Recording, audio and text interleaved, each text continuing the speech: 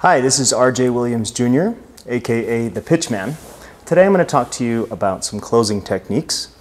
This is our favorite part. Now don't worry if you screwed up the pitch. There's a lot of things that I talk to you about with the pitch, having the perfect pitch, being the pitchman, and all this about the pitch. But here's a little secret for you. If you totally mess up the pitch and you look ridiculous and people are just biting their nails hoping that you're not going to screw it up too bad and they're feeling bad for you, you might even get a pity sale out of it. Don't worry about the pitch if you can get the close. Now when I hire someone or train someone, I give them a sheet with the pitch on it. It's usually about a page long, maybe a minute, and I tell them to commit that to memory. What I put in bold is one paragraph. Actually, it's just one sentence, depending on the product. That's extremely important. If you can get your close down, you can totally jumble the pitch and still make the sale. Believe it or not, a lot of people just like to buy because they're getting a deal. They don't care what the product is. They don't care about anything except that they're getting a good deal. Did you ever go into Walmart thinking that you were going to buy one thing and then on the way you saw 2 or 3 other things that you thought were a really good deal? Maybe it was a buy one, get one. Maybe it was clearance aisle, what have you. We're susceptible to that as human beings. So don't fret if you messed up the pitch a little bit and that's in the back of your mind. Once that pitch is done, you can't go back and you can't get that back. So maximize the close. There's a few different things we can do here in the close to give us really good odds of taking that $20 bill. Now let's talk about our attitude. You have to be confident. You have to be so confident that they're buying it, that they believe it too. So you have to have that take it or leave it attitude. We've talked about the assumptive close in another podcast, but the assumptive close is essentially you as the salesperson in your mind assume, because your product is so good and the deal is so irresistible, that they are going to buy this item. If they don't, they're crazy, and someone else is going to, because frankly, you're going to sell out. You're running out. This is the hot ticket item, and you are here right now with an amazing deal. Buy it, take it, or leave it. And that needs to be the attitude that you ingrain into your brain. I don't care if there's one customer there and you're one sale away from meeting your quota and you get that $1 million bonus if you sell one more. Take it or leave it. Keep that attitude with you and you will sell them.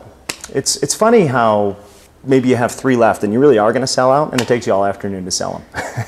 There's something psychological about that last couple. You want to make sure that you're consistent. You want to make sure that your price point does not change and that your deal does not change. People will they'll see that and they'll poke holes in your integrity or your pitch or your product or your company, what have you. You don't want to have to deal with that. So make sure that you don't work side deals. Make sure that you don't give discounts unless you give them to everyone. Now you want to make sure that you are always instilling a sense of urgency into customers. If you don't, they'll walk away, think about it, and 99 times out of 100, they'll say, I didn't really need it anyway. A lot of times when you are pitching at a show, half of the value is the emotional appeal, the show. They're buying it a lot of times for you, for your personality, for what you're bringing to the table because they like you and they want to support you in your business. Yes, the product works. Yes, it's a good deal, but it's you. So you ask for the sale, always ask for the sale, but make sure that you add some element of urgency, some time frame that makes them buy it right now. So if you have a trade show that has thousands and thousands of people walking by, chances are they're only going to walk by your booth once. So you can have something like an early bird special for when you first open up, and it's the first few hours of the show. We start off pretty slow. This is our first day. Or you can have an afternoon special. I like to call it the power hour. So this is the busiest hour of our day, and there's so many people and we're doing so much volume that I'm going to take a couple bucks off and here's the deal. Or you can do a last couple hours of the show special, because we're pretty slow the last couple hours, you know, and we'd like to do a few more sales. Whatever that little deal that you can incorporate is, make sure that you put it in there, and don't be too excited about it, or else they'll know you're phony. You want to make sure, you know, people can see through that. So make sure that you are consistent with that. Your face is solid. You don't stutter. You don't stammer. You don't have to look for words. You don't you don't look away. Eye contact, tell them the price, and then tell them the deal. And it's also good to be doing something else, like wrapping up a bag or adjusting something or counting something, like it's a side item, like no big deal. Yeah, and we've got this special. It's just the last couple hours of the day, you know. Just before we close here, we'll knock about $5 off, just because we've had such a great day and it's pretty slow here the last couple hours. So if you'd like one, snag one. And did you see the demonstration? You know, just go back and forth between a couple different things, like it's no big deal. But make sure you communicate that deal to them. Give them that sense of urgency. So one of the lines that I use in a lot of my pitches is, but what I'm doing right now, just until 1 o'clock, when it gets packed in here, this is my early bird special. That gets them going. That is a really good sentence to use. Once again, here it is. But what I'm doing right now, just until 1 o'clock, when it gets packed in here, when you buy one for $19.95, I'm going to give you the second one absolutely free as a gift. So buy one now for $19.95, you get the second one for free. That makes them the same price as whatever you're comparing it to. That's the buy one, get one. You can also do a buy one, get multiples, or buy multiples, get one, or buy multiples, get something else.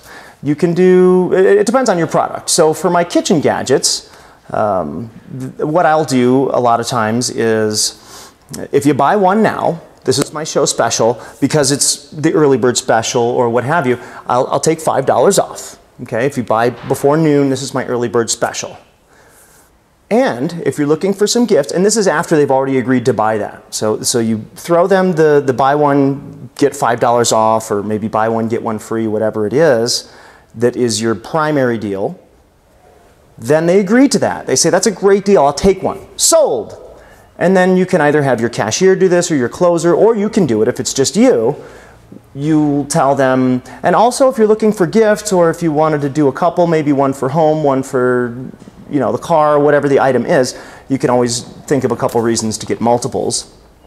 If you'd like to buy 3, so each of you want one and then you get another one for a gift, what have you. If you buy 3, I'm going to give you one of these for free. And then you bring in a whole nother line. Whether it's a mini one or it's something that's kind of related to it. If you have, say, you know, a knife, a lot of people will buy hundreds of those little peeler knives, little tiny 2-cent knives, whatever they are. Someone gets something for free by buying another one at the same price that they already are. They'll spend another $20 to get a 10-cent knife, or they'll spend an extra $60 to get something that cost you maybe 2. So once you've sold them on one, more times than not, I'm not going to say every time or 99 times out of 100, that's not true. But it's true more than half of the time.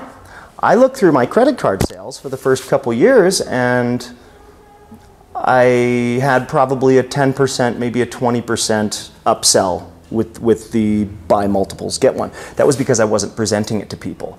Once I figured out that if I incorporated that into my close, every single time, consistently, the results came. Because if you sell them on one, then they want to give. Some people have that feeling of selfishness, or they feel bad for buying something for themselves. So, oh, this would be great for Peggy, or this would be great for Donald, or your husband, or your wife, whatever it is. People shop in groups. Very rarely will you see someone at a show by themselves. And if you do, that's a whole nother subject here, but you have to treat them a little bit more tenderly than you do with groups, because they're kind of scared like bunnies. But most people shop in groups. So when they're in groups, you can get them all to buy one through this deal. Oh, if you buy one and you buy one and all 3 of us buy one, then we get this for free. And they got to fight over the free one, whatever it is. I don't care. My name's Paul, that's between y'all. But that is another closing technique. So buy one, get one. You can do that. And don't do the buy one, get one until the very, very end. You have to build value in whatever item it is. So building value is done through the pitch, through your features, advantages, and benefits, descriptions, how it's examples and ways it's going to save them money, what have you. Then you get to the close and you start high. So these have been featured on QVC for $39.95, or you can get these on the website for $34.95, or maybe you can get them in another retailer for $24.95. But here at the show, because we do so much volume or whatever your reason is, we're doing a special. You get the $5 off. That's going to bring it down to $19.95. So if you buy one here, I'm going to give it to you for $19.95. That is the best deal we do. That is an amazing deal. But what I'm doing right now, and this is very at the end, the last thing you say, but what I'm doing right now, if you buy before noon, while it's slow, just until noon, when it gets packed in here, I'm doing my Power Hour special. If you buy one for $19.95, which is already an amazing deal, I'm going to give you another one absolutely free as a gift. So you can give it to a friend or relative as a gift. Helps me for advertising, and you get the deal of the century. So buy one now, get the second one for free. You've got people clawing to get to the front of the line. Now you've got a line. Now you've got some hype built up. You didn't lose anything. You just doubled your sales. If you're doing a buy one, get one, most people will just double the price and then drop it down to the price that they want. You're not losing anything by giving them a deal. What you're losing is the surprise of the deal if you tell them too early. So keep it till the end. Don't give it away. If somebody out there knows the deal or they've already bought one and they're coming back for another, say, don't tell the secret. Whatever little fun joke you got to do to keep it a secret, because when you drop that second one for free on them, they are going to just grab at it. So you want to drop down. You want to drop the price down. You want to start high and you want to end up at the price that you originally wanted to get out of it. Now maybe you have a range. Maybe it's just you and you bought this item for $2, say, and you want to sell it for $20. That's what you'd like to get out of it. But you can do a little bit less because you still have some margin there. So say somebody comes up and offers to buy 10, you can drop it down to 15. You can do things like that when it's just you. When there's other factors, other employees, maybe you're working for someone, it gets a little bit complicated, you can't do things like that. But you do have a little bit of leeway there, and you're not giving anything away. I personally don't like to do that. That's an option for you. I don't like to do that because then other people hear about it and you have multiple prices going around. What I like to do is to stick to my guns, keep it high, and by the time I get to that high price, I've already dropped it down from 3 times that high. So say I'm selling, say, a lock or something. I'll start it at $90. Whether it's at a shop or Ace Hardware or wherever they can get it from, or overseas or something, you have to kind of put it into the market for them. Okay, these are selling at this price somewhere. Then you drop it down to where they normally sell at, and then you drop it down to your show price. Your show price is usually a little bit more than what you're actually wanting to get out of it. So you give them the show price and you say, and that's what we're selling it for here at the show. That's my show price. Shut up. Pause. Let that sink in. Don't be so insecure in your item, in your product, in your service that you can't let that just set for a second in their minds. If you give it 1 second for emphasis of silence, the people who are not going to buy it in the first place walk away. So now you've got your prospects that are actually interested, and you have given them this information and not gone back on it. So they just processed that, and that's probably the first or second time you've been quiet in a couple minutes. So that registered, and they got that. They're like, this is the price. And they've come to grips with that. And then after that 1 second of pause, you say, but what I'm doing right now. And sometimes people expect this. A lot of times at the shows, people are waiting for the, but wait, there's more. And you can be funny with it. You can say, after that 1 second, but wait, there's more.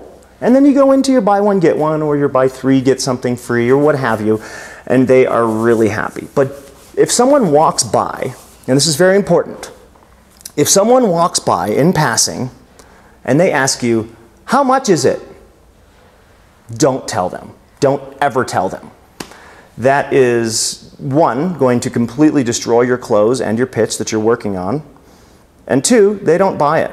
Those people do not buy. The people that just want to know how much it is are pricing you out, and they're not really interested in the product. In order for you to sell a product, you have to create value.